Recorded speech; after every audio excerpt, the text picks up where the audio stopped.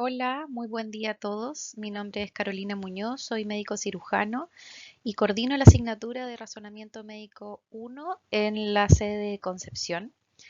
Hoy nos toca revisar la última clase de la primera unidad, que es el aprendizaje al lado del paciente. Pero antes de eso, vamos a contestar una pequeña encuesta para ver cómo vamos hasta el momento. Así que vamos a pedir al docente de sede que pause un poquito el video y sigamos una vez que ustedes hayan terminado de contestar la encuesta. Ya, para partir, un pequeño mapa de ruta. En esta clase vamos a revisar la evolución que ha tenido la enseñanza en ambientes clínicos, la importancia de que el aprendizaje se realice en ambientes seguros. Vamos a proponer ciertas estrategias para que como estudiantes nos incorporemos al sistema sanitario de forma efectiva. Estrategias también para aprender al lado del paciente. Vamos a hablar de la tutoría clínica y otras consideraciones generales. En este óleo sobre tela del siglo XIX, que justamente se llama La visita al hospital, se grafica muy claramente cómo se enseñaba y se aprendía medicina antiguamente. No había otra forma que se considerara efectiva para enseñar medicina. Era siempre guiado por un médico que transmitía conocimiento y siempre al lado de la cama de los pacientes o usuarios. Pero hoy en día esto no es así siempre. Si bien se sabe que la interacción precoz de los estudiantes con los pacientes aumenta la motivación por aprender y que el contacto con nuestros pacientes es fundamental para transformarnos en profesionales, la interacción clínica también tiene limitaciones en cuanto a la enseñanza y aprendizaje. Hoy día, por ejemplo, no tenemos tantos pacientes como antiguamente. Muchas veces, tanto estudiantes como docentes nos desalentamos al ver que las tutorías no resultan de la manera en que uno espera, ya sea por falta de preparación de los estudiantes, a veces comentarios inadecuados de alguien en el personal, por ejemplo, retrasos en las actividades, cancelaciones, cosas que se dan en cualquier ambiente académico. Además de eso, la falta de preparación o la inexpertise también genera ansiedad, genera inseguridad que tenemos que identificar y empezar a trabajar. Porque justamente esta ansiedad, este temor y la falta de preparación e inexperiencia la que nos lleva a cometer errores.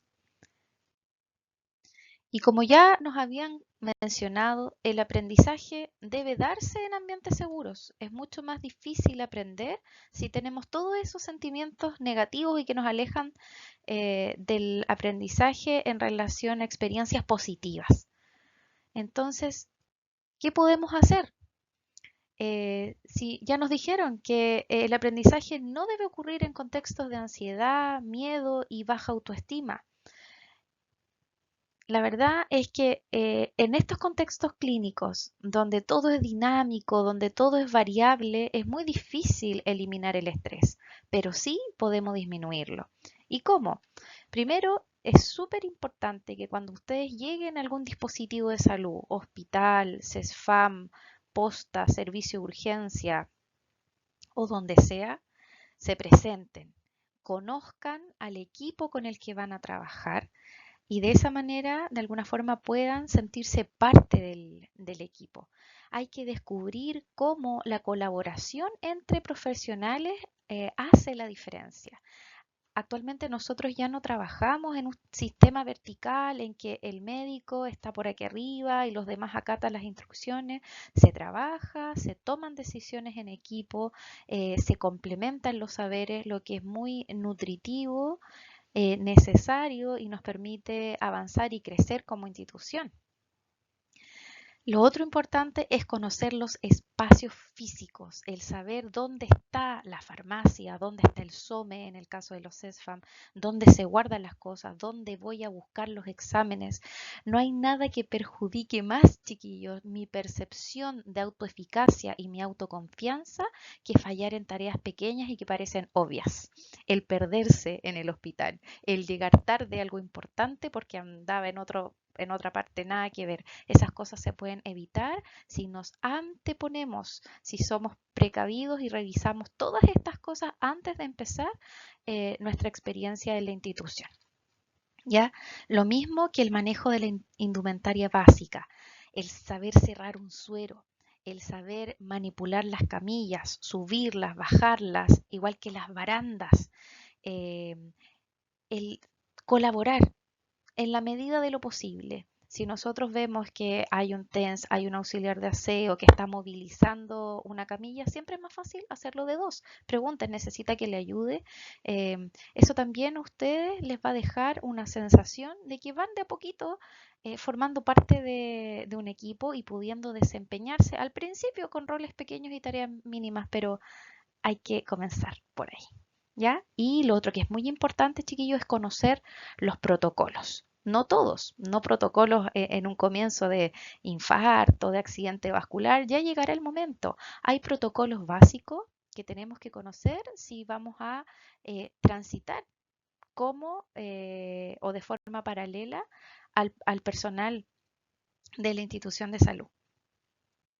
¿Y cuáles son esas consideraciones o esos protocolos más importantes? Primero, el de infecciones intrahospitalarias.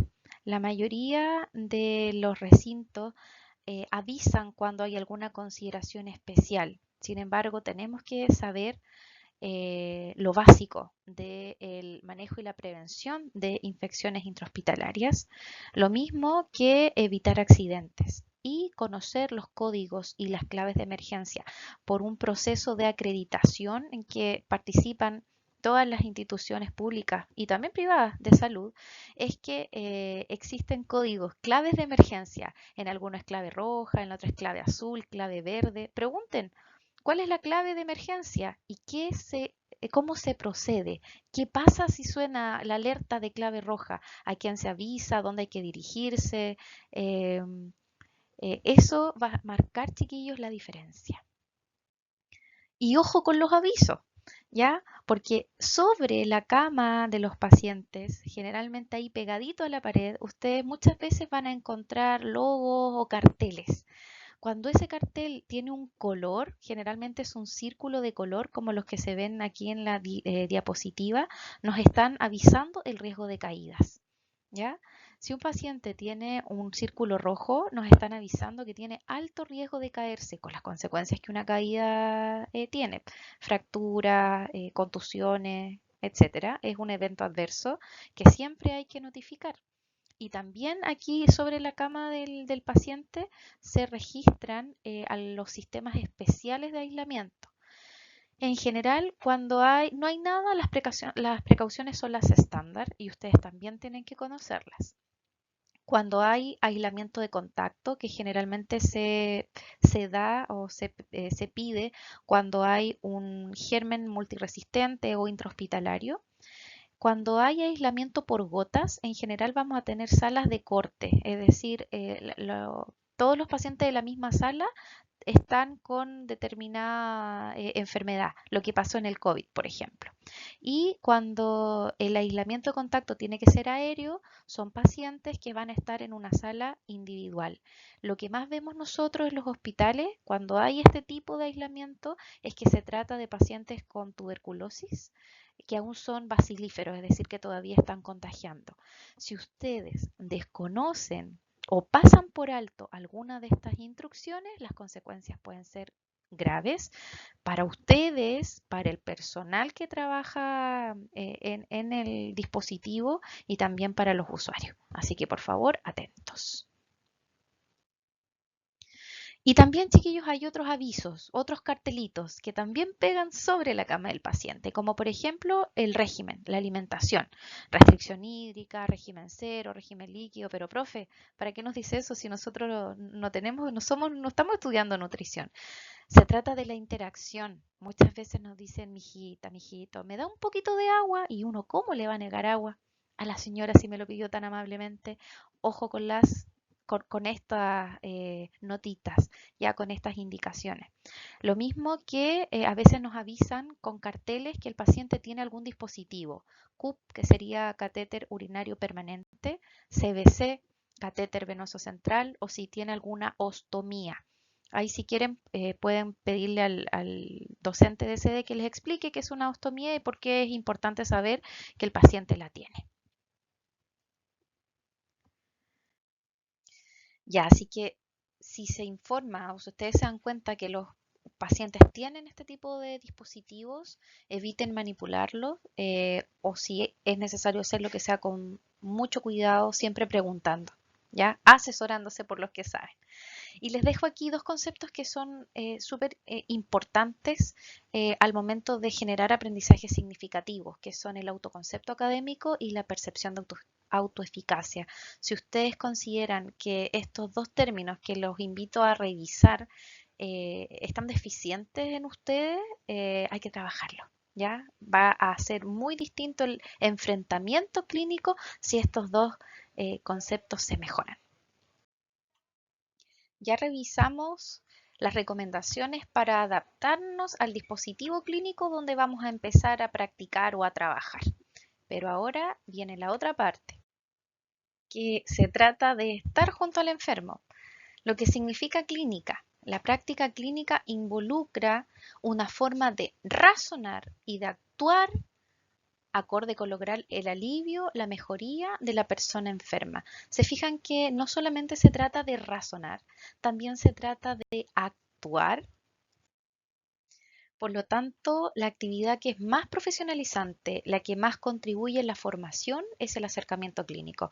Y la conjugación del saber, que es lo cognitivo, el saber hacer, que es lo procedimental, y el saber ser, que es lo actitudinal, será lo que va a formar profesionales médicos. Y todos estos aprendizajes, chiquillos, son sumativos, se deben enlazar. Ejemplo, yo sé que ustedes en el año pasado aprendieron lavado clínico de manos y es algo que vamos a utilizar siempre. No solamente tienen que saber la técnica, tienen que saber realizarlo. Si ustedes no lo practican, si no lo usan, ese conocimiento se va a desechar. Así que los invito a rescatarlo y practicarlo. Y hoy en día tenemos más herramientas todavía para generar aprendizaje. Está la inteligencia artificial, la realidad virtual, la realidad aumentada, herramientas que en nuestros tiempos eran de ciencia ficción, hoy día son reales y ustedes los están utilizando con esas mesas, por ejemplo, maravillosas que adquirieron para la enseñanza de ciencias básicas, y sin duda que en un tiempo no muy lejano van a usar de manera muy frecuente todas estas tecnologías también en la práctica clínica. No va a ser solo una herramienta para aprender, sino también para realizar procedimientos y fomentar la salud de las personas.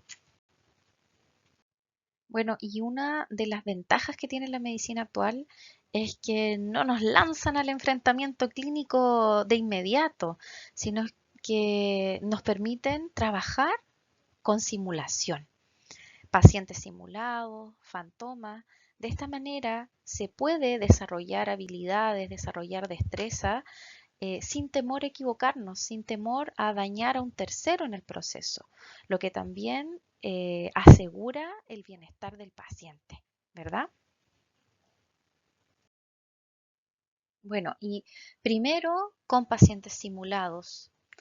Después traspasamos todos estos conocimientos con pacientes reales.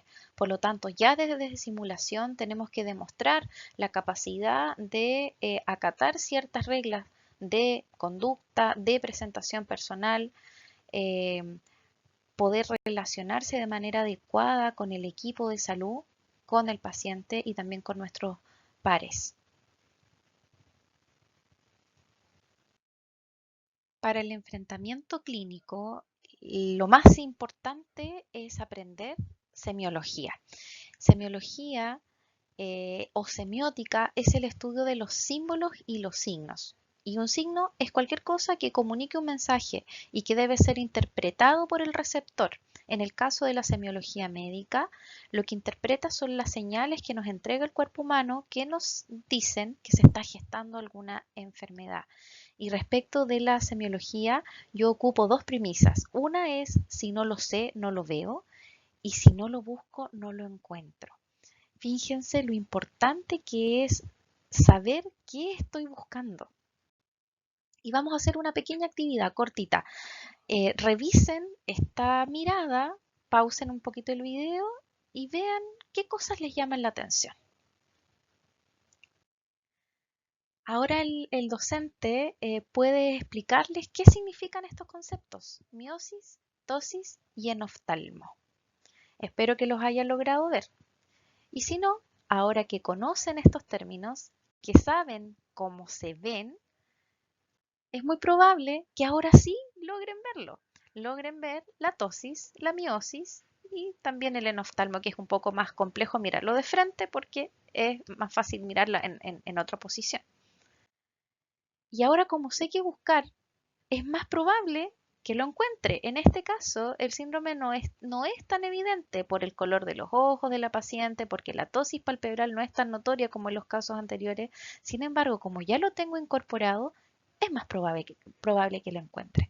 Por lo tanto, chicos, así que esta es una invitación a que potenciemos los saberes. Estamos en una etapa de la formación donde tenemos que adquirir conocimiento, sobre todo semiología, antes de los enfrentamientos clínicos. Eso va a condicionar que aprendan a hacer de manera más fácil y que se puedan comportar también de forma más segura. Va a facilitar todo el resto de los aprendizajes. Estudien, chiquillos, estudien semiología, aprendan a interpretar lo que el cuerpo nos dice, y de esa manera todo el enfrentamiento clínico va a ser. Y la triada del aprendizaje clínico incluye a paciente, a estudiante y a docente o tutor clínico, que viene siendo el guía. Y todo este aprendizaje se realiza, se ejecuta en la sala de un hospital, en la sala de un CESFAM. Es importante el contacto directo con el paciente para el desarrollo del razonamiento clínico y habilidades comunicacionales, actitudinales, profesionales, la empatía, como ya lo habíamos mencionado.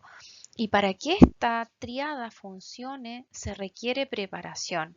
Y preparación idealmente de los tres elementos, incluso del paciente. Es decir, es fundamental que el estudiante venga preparado con lo que se espera para esa ocasión.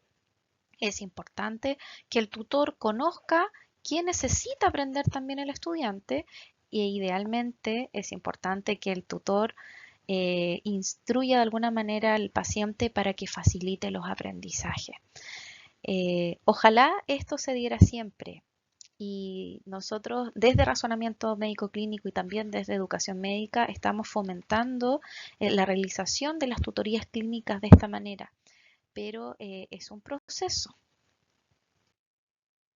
que tiene distintos retos, ¿ya? Para empezar, el lugar.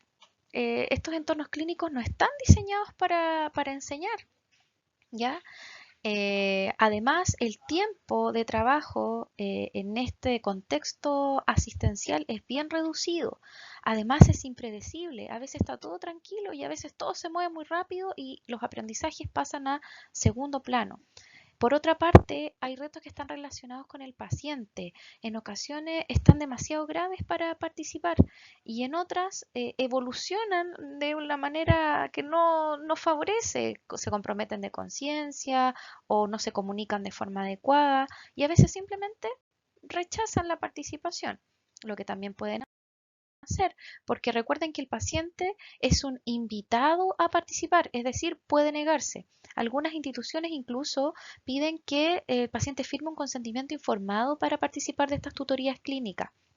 Lo ideal, como ya les comenté, es que el paciente sea capacitado brevemente. Por último, para que sea parte de la discusión y de esa manera el paciente también va a contribuir a la formación de ustedes como estudiantes, chiquillos. ¿Por qué? Porque nadie mejor que él para decir si consideró que la atención fue empática, si se comunicaron de manera efectiva y que el paciente pudiera entender, si se notó que querían ayudarlos, colaborar, si había interés en el relato, etcétera, si las preguntas que hicieron fueron adecuadas. Y bueno, siempre considerar que hay que priorizar lo asistencial frente a la enseñanza. Es decir, si hay una emergencia, ejemplo, están en la cúspide ustedes de su entrevista clínica y el paciente tiene que salir por cualquier motivo, la entrevista y la calificación asociada pasa a segundo plano. ¿Ya? Siempre ha sido así y esperemos que lo siga siendo, ¿ya? Eviten los comportamientos gananciales. ¿A qué voy? Muchas veces se transgreden ciertas reglas básicas que parecen incluso de sentido común porque ustedes están siendo evaluados. Incluso, lamentablemente, hemos tenido situaciones en que los estudiantes prácticamente obligan a los pacientes, eh, no sé, a permitirles que los examinen, por ejemplo. Eso no debería ser. Siempre el paciente es un invitado y nosotros, como estudiantes y médicos en formación, debemos ser agradecidos de la confianza que ellos están depositando en nosotros cuando aún no hemos adquirido todas las competencias necesarias. Así que considérenlo. Y así se ve una tutoría clínica. Así se van a ver ustedes el próximo año cuando vayan a hospital. Así que, como ven, no todos los estudiantes tienen la misma actitud. Si se fijan, algunos parecen como muy confiados y como que se sienten muy secos. Otros, francamente, evidencian aburrimiento y otros reflejan en su actitud, en su postura, que tienen miedo, tienen temor. Les cuento esto porque hay que ser consciente de que uno transmite incluso cuando no conversa, lo que veíamos en la clase de comunicación. Eh, la comunicación no verbal de repente es más evidente de lo que uno cree, ¿ya?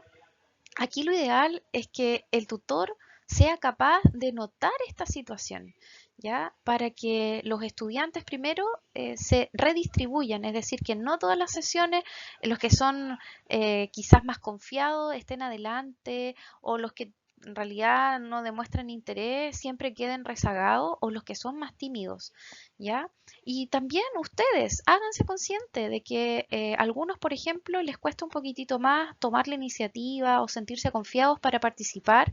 A veces algunos son muy avasalladores, quieren responder todo y no dan espacio para los que les cuesta un poquitito más. Y al revés, hay otros que sencillamente se escudan en los que saben todo y conversan. Estas instancias clínicas son indispensables para su formación, aprovéchenla, no se escondan, no vayan a perder el tiempo, sáquenle el jugo a sus tutores, aprendan de sus pacientes.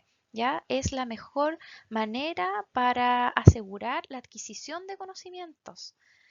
Primero, que la actitud sea la adecuada. Segundo, que ustedes vayan preparados según lo que es necesario que aprendan.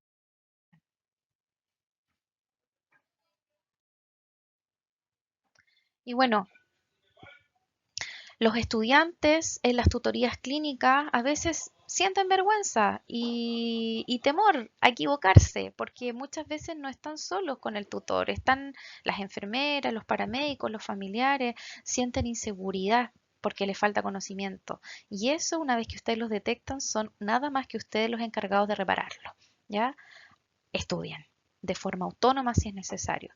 Los que son más inseguros normalmente se quedan en segundo plano. La idea es que no siempre se queden ahí y que de a poquito vayan sintiéndose un poquito más confiados. Si tienen problemas con eso, comuníquenselo a su tutor, busquen apoyo para ir aprendiendo, ¿ya? Y lo mismo, los que son más confiados traten de evitar monopolizar al tutor a la entrevista o a la actividad clínica. ¿Ya? Hay distintos modelos para gestionar las tutorías.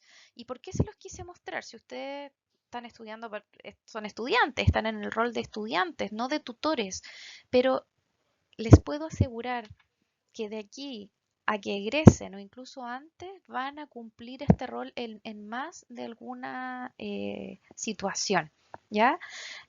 A los médicos nos toca enseñar, chiquillos, bastante.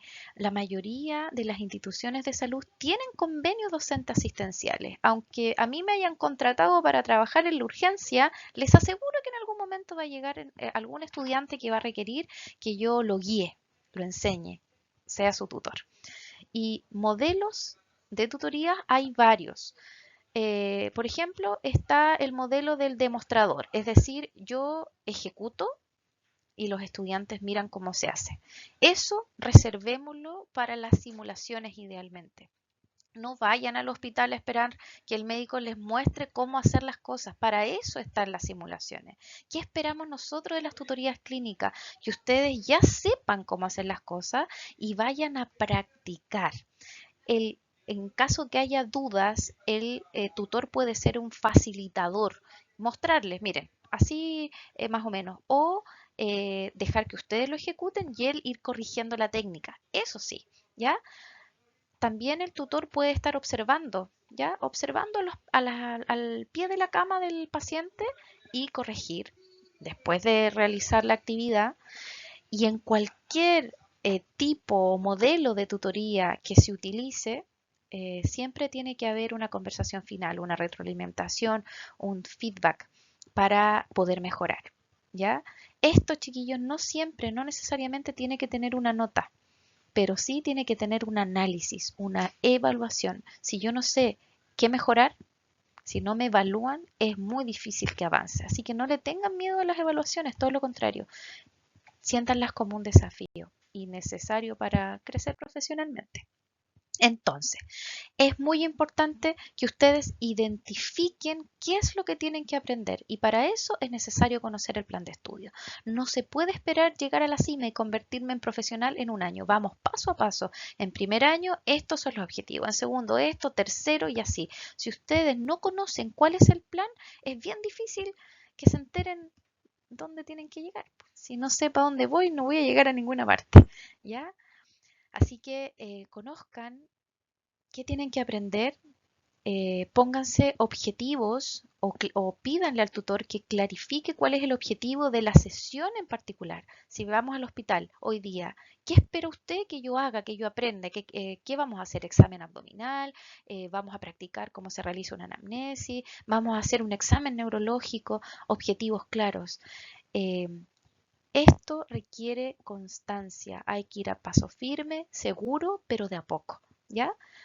Micrometas, vamos paso a paso, pero siempre avanzando. Y pidan retroalimentación. Es casi imposible que un tutor les dé retroalimentación todas las sesiones. Es casi imposible porque son muchos, pero sí por lo menos cada ciertas sesiones es importante que se observe la manera en la que ustedes están realizando sus actividades clínicas. Así que generen acuerdos, conversen con sus tutores, con su guía, que ojalá sea más que un tutor, un coach. ¿Ya? Así que, para terminar, conclusiones. Las experiencias clínicas son complementarias a los aprendizajes simulados, no se pueden reemplazar. No descansen en la ida al hospital, no descansen en la simulación. Primero simulo, después practico. La inducción es fundamental. Todo ese proceso de conocer los espacios, conocer el ambiente, conocer los profesionales con los que voy a estar interactuando, conocer los protocolos, esa inducción debe ser efectiva y pídansela a los tutores también. Se debe pedir consentimiento a los pacientes y aclarar las expectativas. El paciente debe saber que ustedes son médicos en formación y que están aprendiendo, no le van a dar solución a sus problemas. ¿Ya? Las tutorías clínicas son instancias para aprender y también para evaluar, no solamente conocimientos, ¿ya? Sino también actitudes y realización de procedimientos. ¿Ya? Un docente que está capacitado en docencia guía mejor, Como yo ya les conté, a ustedes en algún momento de su carrera les va a tocar ser docente, guía, tutor, por lo tanto siempre es importante que sepamos cómo hacerlo de la mejor manera posible, porque al final es una habilidad profesional también. Un estudiante que se prepara para la actividad aprende. El que llega sin prepararse efectivamente va a ser una actividad de poca monta y un tiempo, como usted dice, tiempo perdido. Si ustedes se preparan, realmente va a valer la pena. El docente clínico debe conocer los resultados esperados por el nivel y el estudiante también. Deben tener un norte para saber dónde es necesario que lleguen. Y independiente de cuál es la tutoría implementada, siempre tiene que haber un plan de acción. Convérsenlo con sus tutores, lleguen a acuerdo y siempre vayan avanzando. Esa ha sido la clase de hoy. Muchas gracias por su atención y bueno, ya vamos a empezar la unidad 2. Que les vaya muy bien, ha sido un gusto.